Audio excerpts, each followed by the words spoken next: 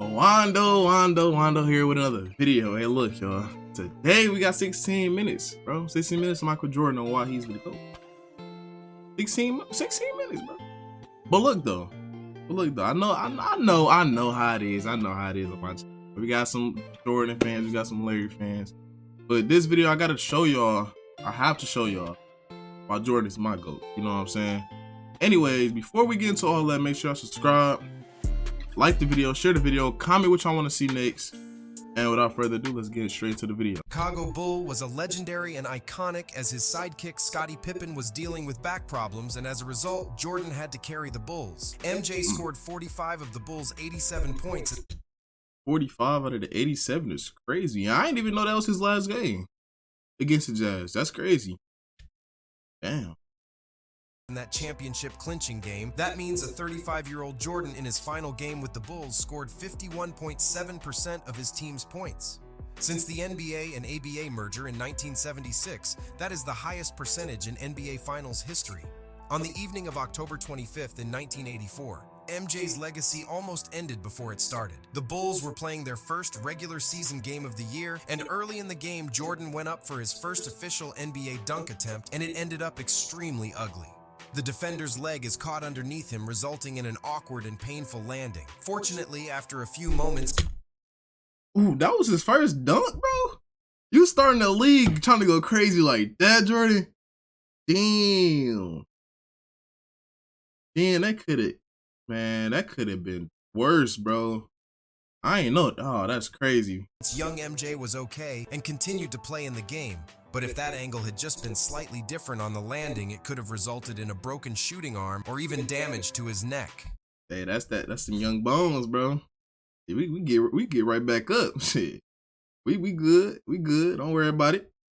As we all know, despite the terrible experience on his first dunk attempt, MJ managed a few successful dunks in his career. Scoring leaders usually don't win championships unless your name is Michael Jordan. In the history of the NBA, there have been a total of 5 players who won the championship while leading the league in scoring. And those players are Joe Fulks, George Mikan, Kareem Abdul-Jabbar, Michael Jordan, and Shaquille O'Neal. These the 5, bro. These the 5. Y'all want to talk about GOATs, bro? You feel me? These names should be brought up. Simple. These names. Well, I mean, I see. I don't know about. Well, the other two, the first two was back far back, for real, I believe so. But I only know for these 3 right here, Kareem, Jordan, that. But anyways, man, these names should be brought up, bro. If you want to talk GOAT. The craziest part is that MJ has done it more times than all other players of NBA history combined. Only 2 players in league history have averaged over 30 points and over 10 assists in a single NBA Finals series. These are the 2 players who continue to find themselves on their own list. I be trying to tell people, bro. They just think I'm a new generation baby and LeBron just my GOAT. I'm witnessing it, bro. I'm witnessing it live. Michael Jordan and LeBron James. MJ did it in 1991 against the Lakers, while LeBron did it twice, in 2017 and 2018 against the Warriors. Michael Jordan absolutely dominated his era, and no stat may better sum up the extent of his dominance than this one. From November of 1990 until his retirement in 1998, MJ never lost 3 games in a row. That's a streak of 632 games, which is easily the longest streak by a player in NBA history. Bro, what, bro? Hey, bro, they pulling deep for these facts, bro. Bro, since he put it like that, bro, that's kind of crazy. Let me run that back one more time. Longest streaks of not losing 3 games in a row. Damn. 132 games, which is easily the longest streak by a player in NBA history. Even the super team of the Warriors with Kevin Durant couldn't accomplish that same feat of avoiding a 3-game losing streak in any of their 3 seasons together. And this was one of the greatest and arguably the most overpowered team in league. The Chicago Bulls set the NBA record for the greatest regular season with a 72-10 record, which made them the first team in league history to eclipse 70 wins in a season. Not only did the Bulls win 72 games in 1996, but they were extremely close to reaching the 70-win mark in the following season as well. In the 1996-97 regular season, the Bulls actually had 69 wins heading into their final 2 regular season games. The first game was in Miami against the solid Heat team that they would later meet in the Eastern Conference Finals. The Heat won this regular season contest by 10 points. The final game of the regular season was against their rivals, the New York Knicks. The game was extremely tight throughout, with both teams making incredibly clutch baskets down the stretch. Chicago would have the last shot though, but Pippen, who had a good look, missed it pretty badly. Pretty badly. God, Pip, bro, stick to the midi, my nigga. Stick to the midi, bro. That was just crazy.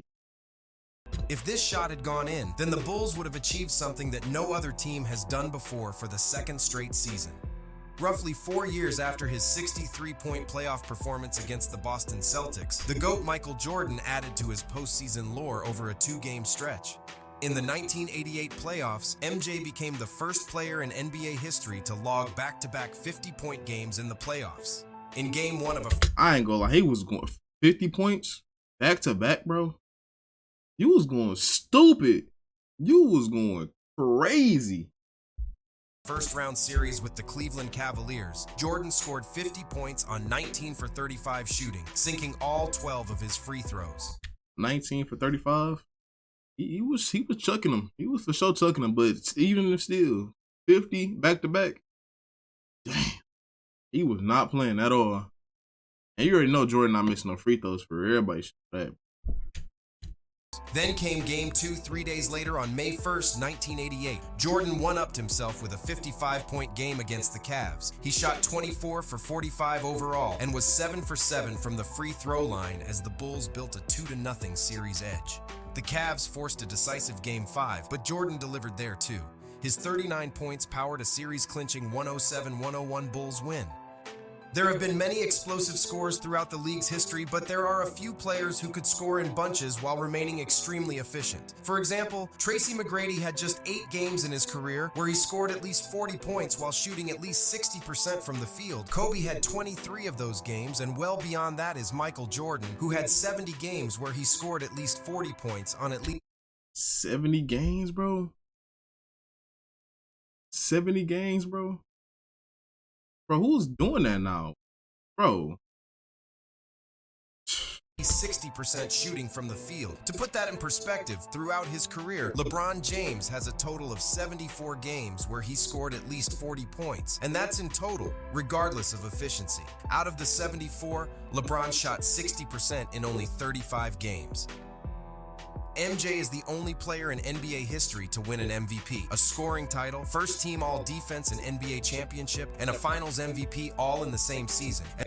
The only player to ever do that is Michael Jeffrey Jordan, bro. The only player, bro. You can't oh my, bro. The only player to actually get all those in one season, bro. Just think about that. Just sit here and just think about it. Like, he's the GOAT, bro. He's number 1. Until somebody else can do that, bro, he's number 1. And I highly doubt if anybody could do that in today's game, bro, because I don't know what's going on today. You look at the stat sheet and it just don't add up on how he won MVP. But anyways, back to the video. Let me know who else can do that. Let me know who else can do that. Until then, bro, he's the GOAT. And this is off of one season. All of them. All of them. Y'all want to hear it again? Let me go back so I can hear it again. Let me go back. MJ is the only player in NBA history to win an MVP, a scoring title, first team all-defense and NBA championship, and a finals MVP all in the same season. And amazingly, he did this 4 times. Jordan is the player with the most combinations of scoring titles and all defensive first-team honors with 9. He's also the only player to win the scoring title and the Defensive Player of the Year award in the same season. His 35-point scoring average is the highest for any Defensive Player of the Year winner. Jordan won the NBA championship and the scoring title in the same season 6 times, most by any player, and his 32.6 scoring average is the highest for any player in a championship season. Just look at this, bro. And that was in 88, bro.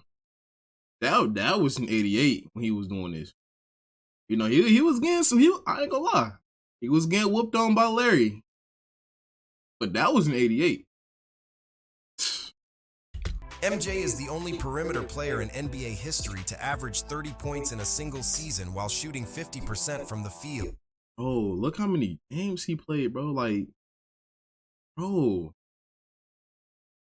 He was playing every game. Stop playing with him.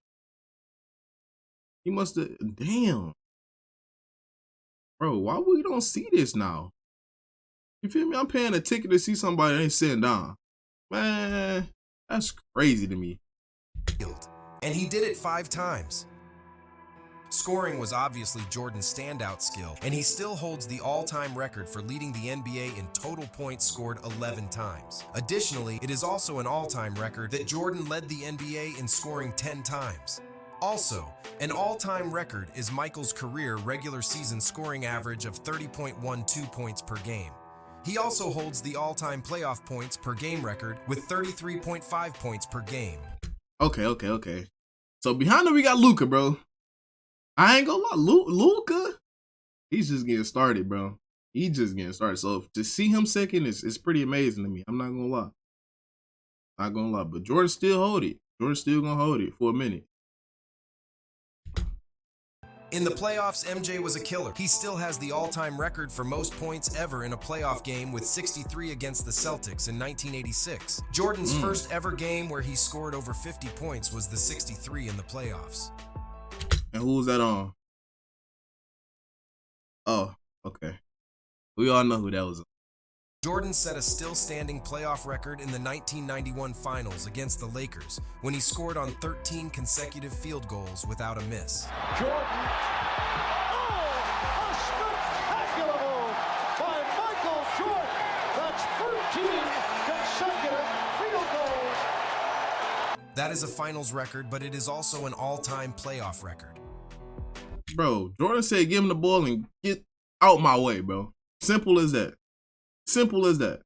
Another all-time playoff record MJ still holds is that he made 24 shots from the field against Cleveland in 1988. Against Detroit in 1991, Jordan made 13 free throws in a quarter, which is still an all-time playoff record. MJ holds the all-time record with 8 50-plus point playoff games. He also holds the all-time playoff record for most 40-plus point games with 38. Another. Hold on. Before that, bro. Bad Boy Pistons, that was something different, bro. So to see him, bro, they was following him. They was going stupid with Jordan. I got to drop a video on that. Because I want to see how Jordan was getting treated. I'm from Detroit. Don't worry about it too much, though. But you know what I'm saying? They was killing, bro, for real. They was dogging him out. Another all-time record Jordan holds is another playoff record. He is the only player in NBA history to never once score under 15 points in any playoff game he ever played in. MJ holds the all-time record by being the only player in NBA history to never once score under 20 points in a finals game. Hey, that's amazing. That's amazing. That's how you know you got a guaranteed GOAT. That's how you know. 20 plus a game, that's all we asking for. That's all we ask for. If you can give us 20 plus, we in good condition right now.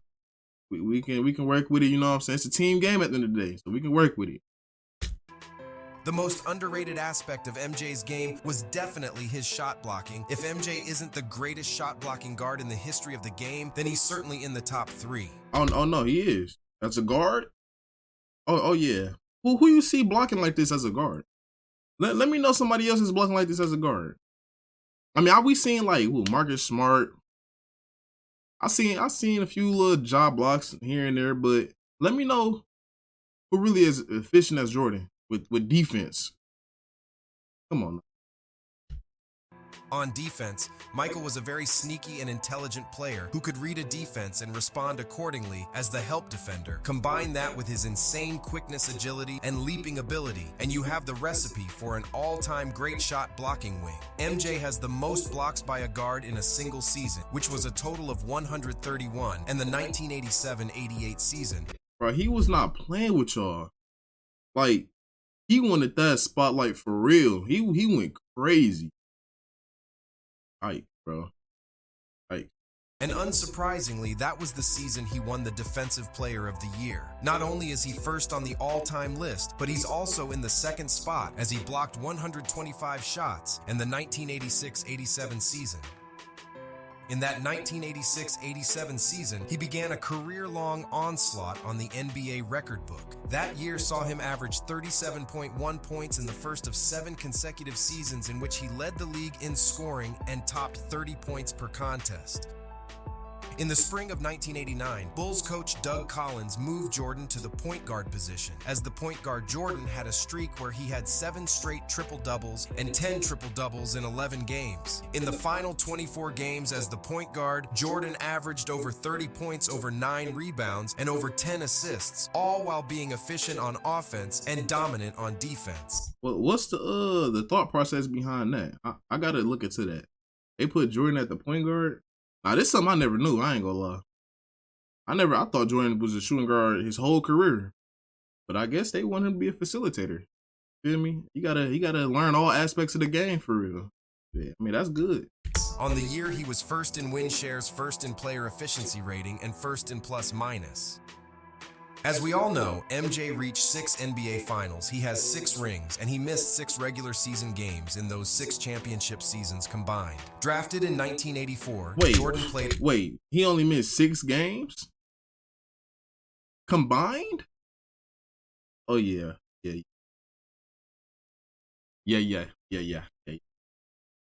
All 82 games in his very first season. It was the first of 9 whole seasons where MJ would play all 82 games. However, the following season, MJ sustained a broken foot injury and sat out for almost the entirety of 1985-86 campaign. It is almost incredible that, excluding that season, MJ missed only 7 games in the 12 seasons he played with the Bulls. By MJ, he felt an obligation to play every day. He felt an obligation to play every game. Yeah. I mean, he knew, not just for a television audience, but he knew, and every time he played, there were families, there were others who would save their money, potentially scalp the ticket in those days, as they called it, to see Michael Jordan play.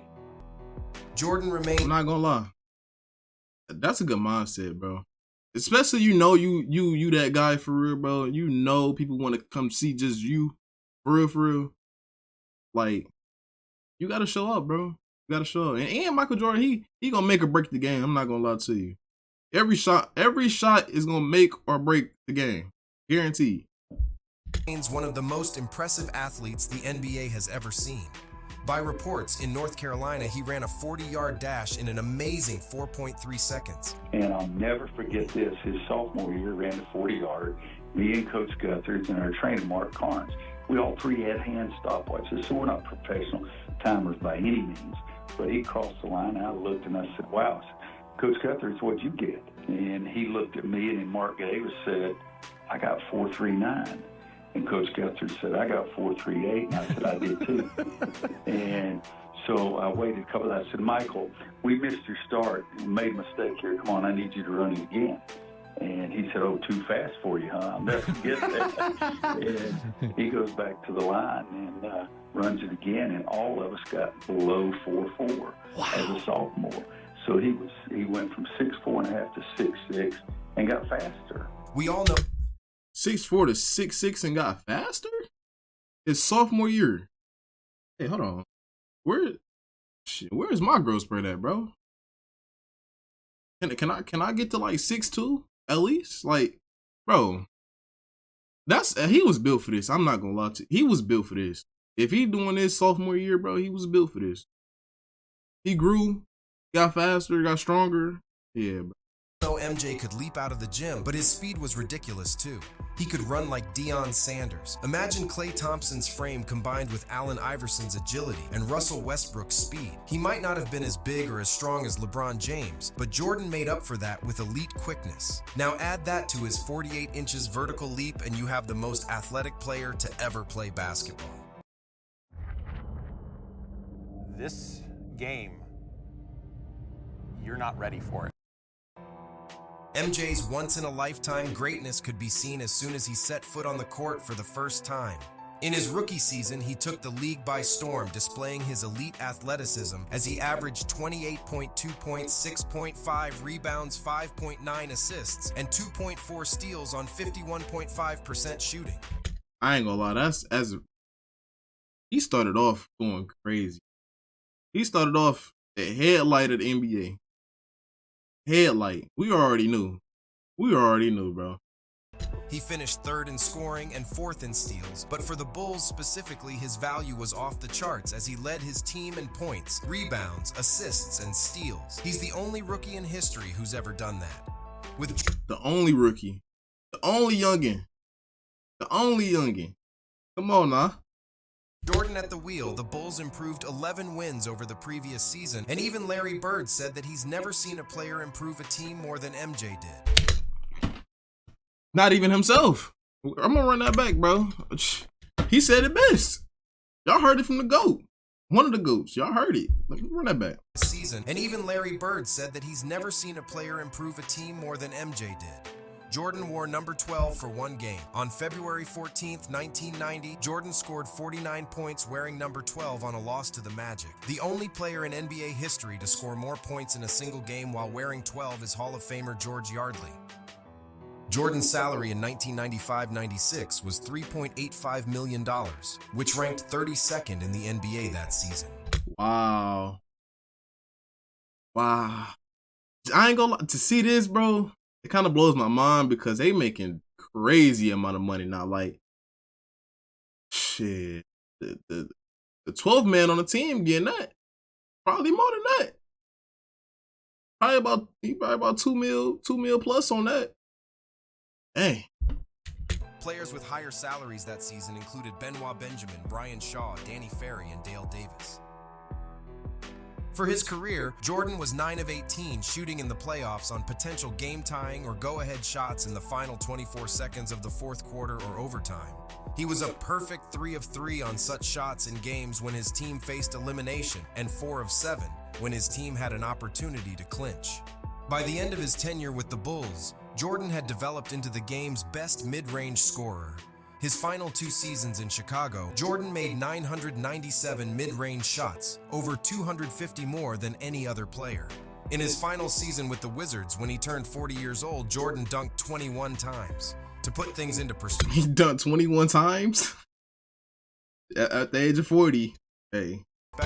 In his final season with the Lakers, the 37-years-old Kobe Bryant has dunked 4 times.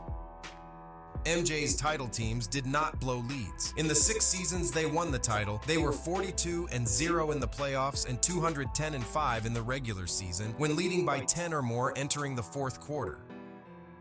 Jordan was returning to the NBA as a 38-year-old who was trying to get back into basketball shape. The comeback had plenty of physical obstacles as well. Jordan was heading into his return dealing with tendonitis in his wrist and in both of his knees. Oh, During a pick. Oh, wait. Like I said, they going deep with these facts, bro. Ain't nobody tell me he was injured like this on the Wizards. He came back. Though. He did pretty good for an older guy. Pickup game that offseason, Ron Artest had broke 2 of Jordan's ribs while playing physical defense on MJ. Wait, what, bro? Ron Artest? What's going on, man? Every time I hear about you doing something like dangerous, bro. Chill out. One day, me and Michael was just like tussling hard. He wanted this position. I'm like, nah, you can't have this position. You know what I'm saying? So when I was trying to deny him and get his arm out the way, my elbow hit him in the ribs. And his ribs cracked. Jordan would also go on to have fluid drained from his knees multiple times throughout that year. Michael Jordan was joining a Wizards team who had finished the previous season with a third-worst record in the entire NBA at 19-63. Despite the fact that they were playing in a much weaker Eastern Conference, they also had the second-worst defense in the league in terms of opponents' points per game.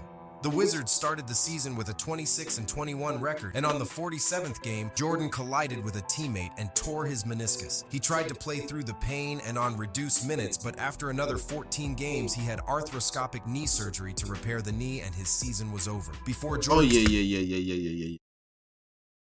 It's kind of hard to come back after that.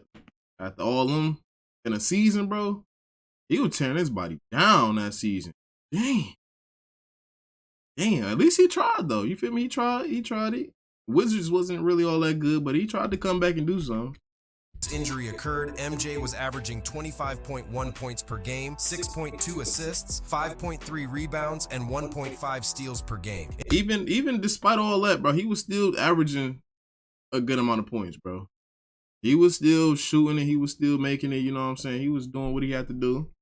In his last 20 games leading up to his injury, MJ was averaging 27.5 points per game, 6.4 assists, 5.2 rebounds, and 1.3 steals per game on 44% shooting. In his last 10 games leading up to the injury, MJ was averaging 29 points, 6.6 assists, 6.1 rebounds. Wait. I'm sorry. I'm listening, but like that move just that was crazy. Hold on. I'm gonna get that back. MJ was averaging 29 points, 6.6 assists, 6.1 rebounds, 1.2 steals on 47% shooting. Also, before Jordan was injured, the Wizards were on a 47-win pace and were well in the playoff hunt. Up to that point, no team in NBA history had ever been a sub-20 win team and gone on to have a winning record the following season. Aging MJ had the Wizards well on their way up until the meniscus happened. Not only did Jordan take... Until the meniscus happened, bro. You can't hold, bro. So you telling me they could have possibly won? That's all I'm hearing. That's all I'm hearing. Cause you know Jordan ain't playing. But unfortunately, because of the injuries, you know what I'm saying, it was a setback. It was an unfortunate setback. One of the worst teams in the league and make them competitive. But had it not been for his knee injury, the Wizards would have had a legitimate shot at the first seed in the Eastern Conference. Jordan started the first 15 games of the 2002-2003 season coming off of the bench. In his second season in Washington, Jordan was the only Wizard to play all 82 games, and he was 40 years old. He also... Wow. The only Wizard, bro. To play 82 games, bro? What's up with that, man? What's up with that, man? Bro. He became the only 40-year-old in NBA history to score over 40 points in a game, which he did several times that season. He also became the oldest player in NBA history to average at least 20 points per game. Tell us in the comments, what do you think is the most impressive Michael Jordan fact? Tell me, which one do y'all think is, bro? Which fact blew your mind? Let me know in the comment section. We can talk about it, man. We can talk about it. I ain't gonna lie, I learned a lot from this video. Like I told you, I ain't know a lot of the stuff, man. Look, the one that impressed me was the Wizards. I'm not gonna lie. Jordan did his thing on the Bulls, but he came back at the age of 39, 40 and went crazy. Shit. I was just born. I coming out the womb hearing about Jordan going crazy. If y'all enjoyed this video, man, give it a thumbs up, you know what I'm saying? Like, comment, share if you can. You know, until the next video.